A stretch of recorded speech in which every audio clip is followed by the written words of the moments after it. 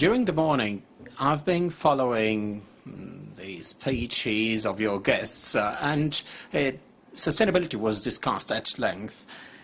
COMIECO is a very practical example of sustainability once it is put in practice. We were launched in 1997 after the approval of a packaging directive that was approved in 1994. So it looks like a long time ago, but this is one of those directives that have been updated regularly and has become part of the circular economy package that was approved in 2018 and should enter into force briefly.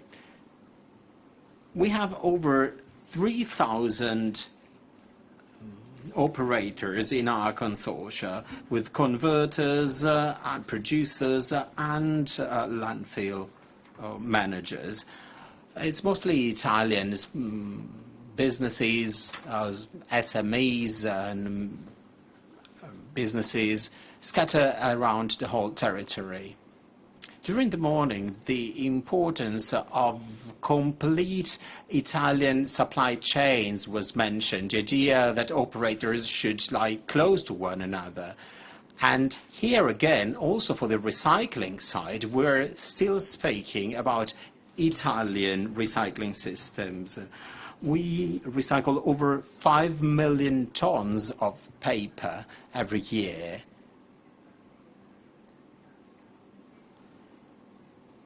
Whereas a few years ago, we had to send this waste to landfill. Today, we have been able to increase the share of waste that is collected, separate collection. So we are up to 3.5 million tons of separate collection in Italy. This has been possible thanks to the support and fees that are paid by consortia to city administrations and local administrations. This is a fee that is paid every single time a packaging is sold to a business. In 2019 alone, paper-based packaging meant that city administrations received over 160 million euro in packaging, in fees. Results are extremely positive. We've reached an 81% of recycled corrugated cardboard, meaning that 5 million tons were purchased and 4.5 have been recycled. We're very optimistic about the future. The new directive actually foresaw a goal of 75% of recycling in 2025. We are well beyond that, and we need to reach 85% in a few years, but we are really doing very well. Also during the lockdown time, the whole supply chain has been functioning well, and also separated collection has not decreased. We were one of the few countries in Europe that was able to keep on collecting and sorting waste, thereby supplying also waste paper to the paper producing industry in the forms of pulp.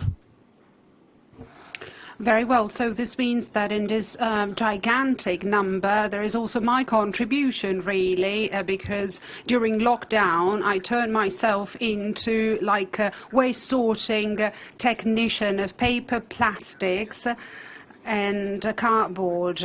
And I've learned how to dispose of them appropriately. So I would like to turn it to Luca Stramare about plastics. He's a special project manager at COREPLA. Luca, would you please talk us through what is COREPLA and what is COREPLA's role in this ecosystem? Good afternoon. We have exactly the same role of COMIECO, only we manage plastic-based packaging, meaning that we manage the whole separated collection for Italian city administrations. Most of these local administrations send their waste, their separated waste, to COREPLA. We pay for it, and we have to separate things once again, because what the general population calls plastics actually is made up of very different polymers and materials that need to be sorted in order to be properly recycled according to different processes and to be transformed into a new raw material. This is what we do in a very special way. We've been doing something atypical in Europe. In order to reach our objectives for recycling, we had to make choices. For example, we have decided to collect all kinds of packaging, regardless of the fact that they are really recyclable or not. This implies that a part of what we collect has to be sent on and to be incinerated. But this has allowed us to look for new solutions in our recycling methods, so that from our collection of so-called plastics, we are able to differentiate 15 different groups. It's not just plastic bottles. And the other thing that we've done that was quite peculiar was looking for different solutions for recycling also inside the European Union. We do not rely on the export towards Asian countries. And when China closed its borders, we were not impacted. The only problem was that countries exporting packaging towards China were looking for recyclers that we would intercept, because we were able to create this in-EU system, because we've always thought that resources should be used and managed on our territory. What are the results of this approach? We have 55% of collection goal by 2030, and we are at 42% already, which is a very good result for plastics. If you consider that plastic, again, is made up of different materials and polymers, and the collection for the whole of the Italian territory has gone over 1 million tons. If you consider that plastic is really lightweight, that's a great result. Wonderful. So we know what the two consortia do, and you've sketched reachable objectives and goals. So now let's shift gear and let's turn to Elisabetta. How do you define a business sustainability model? So how would you define sustainability from the business perspective?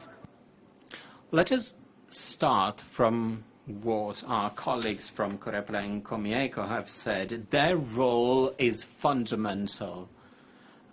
All consortia are fundamental in transitioning towards a model of circular economy, a model that is really the foundation of sustainable development.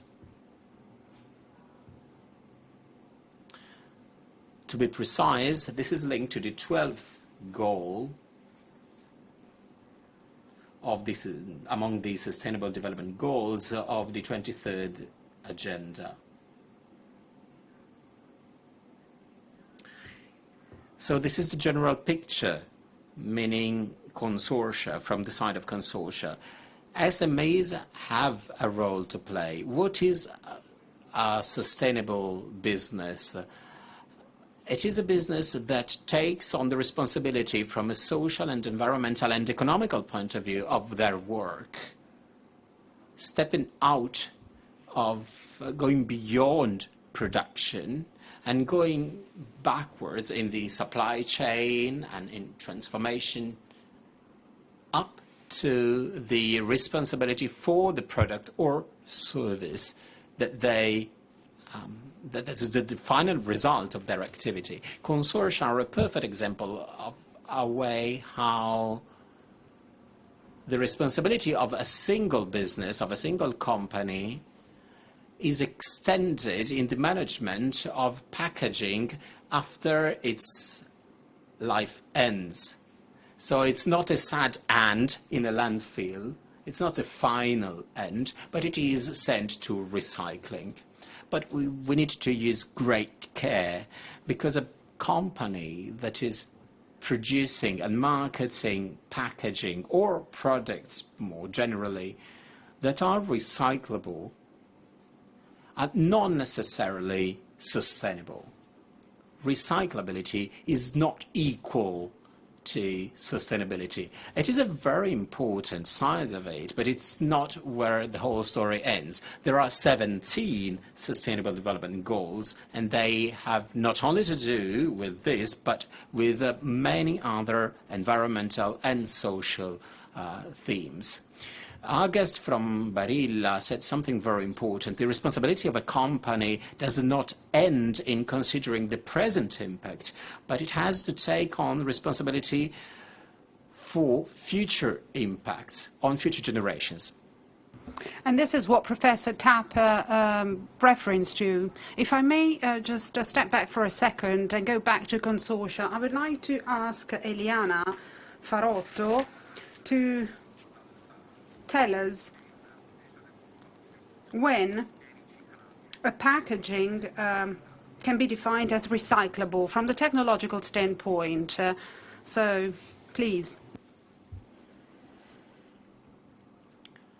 For paper-based packaging, I think that it's quite easy to decide on whether it's recyclable or not, because most Italian producers actually work with reused raw materials.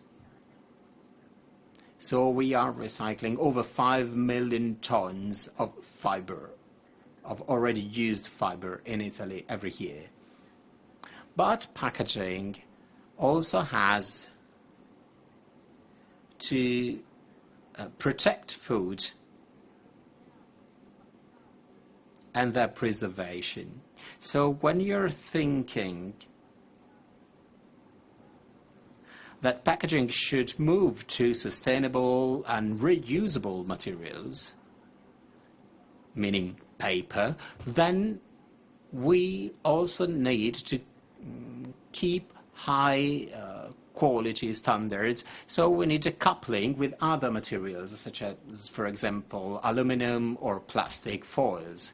So therein lies the doubt. Can this composite product be recycled? Well, sustainability also means simplifying things, as Baglieri was saying, and being efficient. How can we put all these things together in a single project? In the paper producing supply chain, we've tried to develop our eco-design, and we have developed, starting in 2011, we have designed a test, a laboratory test, that replicates what happens in a paper mill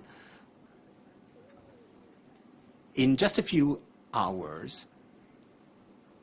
So we can see what happens in an industrial cycle, which is extremely complex, and this replicates what happens in real life. Everything that is not fiber during the production becomes waste.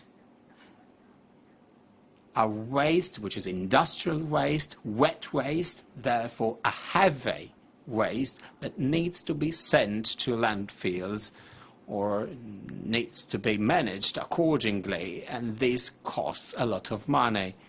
Nor do we have the necessary structures in Italy to do so. So there is this problem of a bad of a bad design of the products, and we have to do away with that in order to increase our circularity of the economy. It was said that we are the best country. We have been the first country in Europe that has developed a uni-norm, 11743 norm, with a series of parameters. And this goes hand in hand with our engagement on tests. We've carried out over 400 tests last year on packaging, and we have even created a brand that is now being used by 270 producers. This is extremely important to increase recyclability, and this can be easily implemented by businesses. Well, today we said time and again that any types of materials will end up in the food industry somehow. And we're going to address this topic with Elisabetta, so we can't really focus only on one material, like one of natural origin versus synthetic origin. So I would like to turn to Luca Stramare from COREPLA. According to COREPLA, which is the key aspect in ensuring sustainability and recyclability of packaging?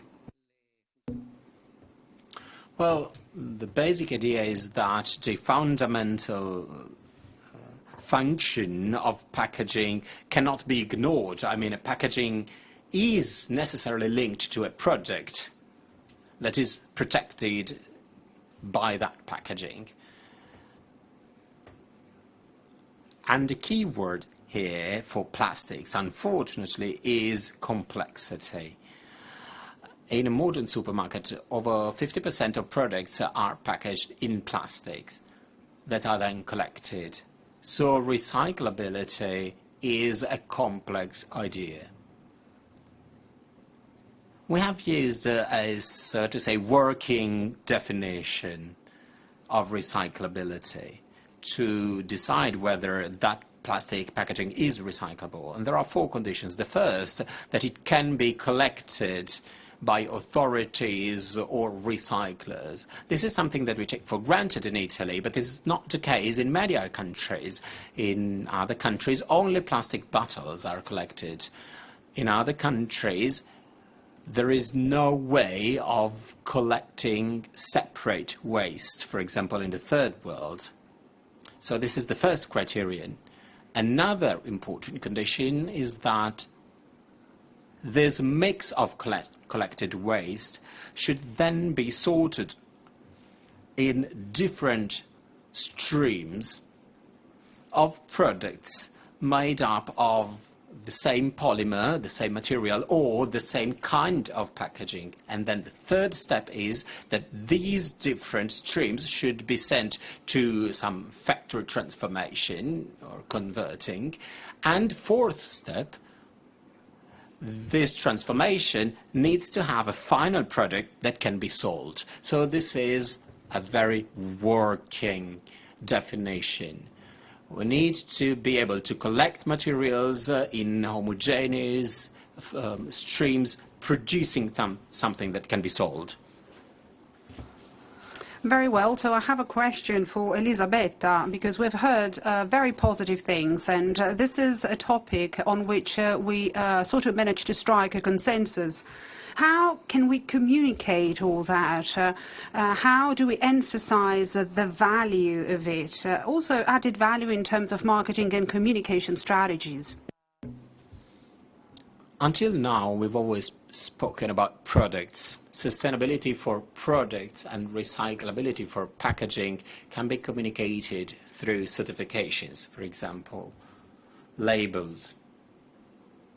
These are very powerful communication tools because they're easy to recognize, they're very visible, and there's a third-party assessment. So we have a certification of the fact that it's not just the company saying that they are engaged in marketing an environmentally friendly project, say a packaging. Production is a completely different story.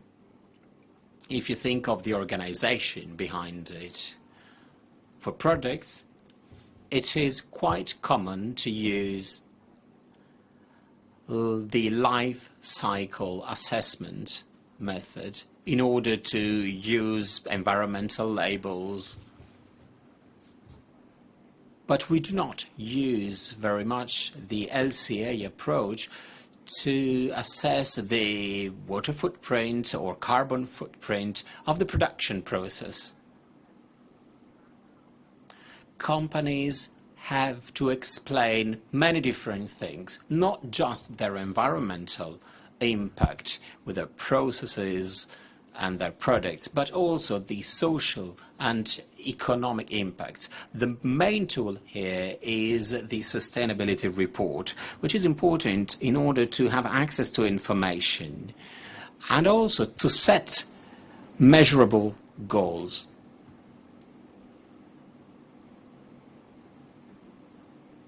When you have these goals, then you have a real engagement for that company and for all suppliers. So this tool of the sustainability report is extremely important in defining the position of each company and also in relation to competitors. International standards exist and they should be used just like for labels, in order also to get rid of these self-assessments, so to say. The GRI standard is the most commonly used in Italy, and it has a very strong added value because it focuses on a few themes, a few topics, depending on the stakeholders' activity. So, by using this instrument, it is possible to prioritize, and companies can constantly check whether they are up to the standards and to the future challenges as well. The graphic and paper industry is well aware of the importance of transparent communication. And this is why they have launched a very ambitious project with a twofold objective. On the one hand, to define exactly how companies are doing in respect to the Sustainable Development Goals for their production and project impact on the environment and society at large. The Federation is going to develop tools for companies to be used in this context. Many Italian companies and very renowned brands are already active in this field, but their communication is weak or fragmented. It's an isolated effort, so that it is very difficult to join the dots and to make the link between the brand reputation and the customer satisfaction and retention. Well, I'd like to go on forever, but we have a lot of panelists waiting for us. Thanks very much to Elisabetta Bottazzoli.